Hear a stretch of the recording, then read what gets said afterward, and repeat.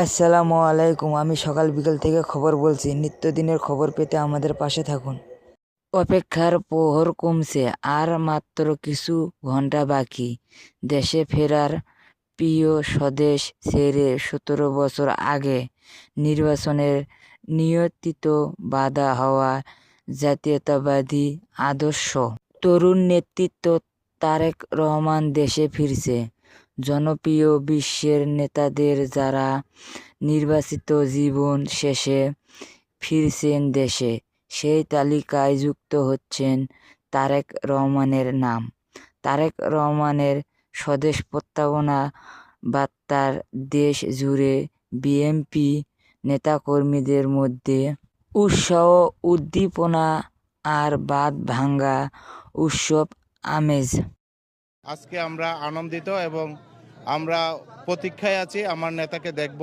কালকে ইনশাল্লাহ সকালের ভিতরেই এখান জনসমুদ্র হিসাবে পরিণত হবে। রাজধানীর পূর্ব অঞ্চলে 300 ফিট এলাকায় চলছে সংবর্ধনা আয়োজন। বিপুল সংখ্যক নেতাকর্মী প্রতিদিনই ভিড় করছেন সংবর্ধনার মঞ্চ ঘিরে। দলের সিনিয়র নেতারা তথাগত স্বাভাবিক আয়োজন করছে। উনি কিন্তু নির্যাতিত হয়েছেন, আমাদের সঙ্গে জেলে ছিলেন, জেলে থেকে কারাবন্দী অবস্থা নিপীড়িত, ওনাকে নির্যাতন করা হয়েছে।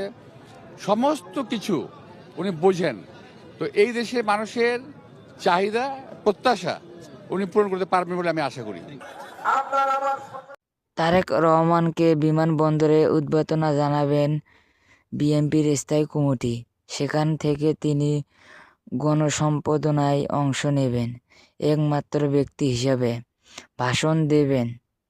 পরে সরাসরি যাবেন মায়ের কাছে, তারপর সেখান থেকে বাসায় যাবেন। বিমানবন্দর থেকে 300 ফিট রাস্তার অভ্যর্থনা স্থল, সেখান থেকে দেশনেত্রী বেগম খালেদা জিয়াকে দেখতে যাওয়া এবার কেয়ার হাসপাতাল থেকে তিনি সরাসরি বাসভবনে চলে আসবেন।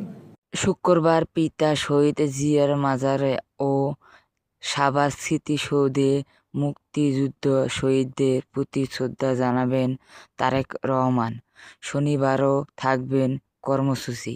শহীদ জিয়ার মাজার জিয়ারত করবেন এবং সেখান থেকে জাতীয় স্মৃতিসৌধে তিনি শ্রদ্ধা জ্ঞাপন করতে যাবেন। এটা 26 তারিখ। 27 তারিখে তিনি এনআইডি কার্ড এবং ভোটার হওয়ার সমস্ত কাজগুলো সেদিন করবেন। এরপরে শহীদ উসমান হাদির কবর জিয়ারত করবেন। উপস্থিত দিক থেকে অতীতের সব রাজনীতি প্রত্যাবনের রেকর্ড ভাঙার প্রত্যাশা করছেন বিএনপি। নেওয়া হয়েছে স্বাভাবিক নিরাপত্তা ব্যবস্থা। এই দিন সকাল 11টা থেকে বিকাল 3টা পর্যন্ত বিমানবন্দর এলাকায় এলিভেটর স্পেস হয়ে থাকবেন টোলমুক্ত। একটি লাইক করেন, একটি কমেন্ট করেন। নিত্যদিনের খবর পেতে আমাদের পাশেই থাকুন। সকাল বিকেলে ইউটিউব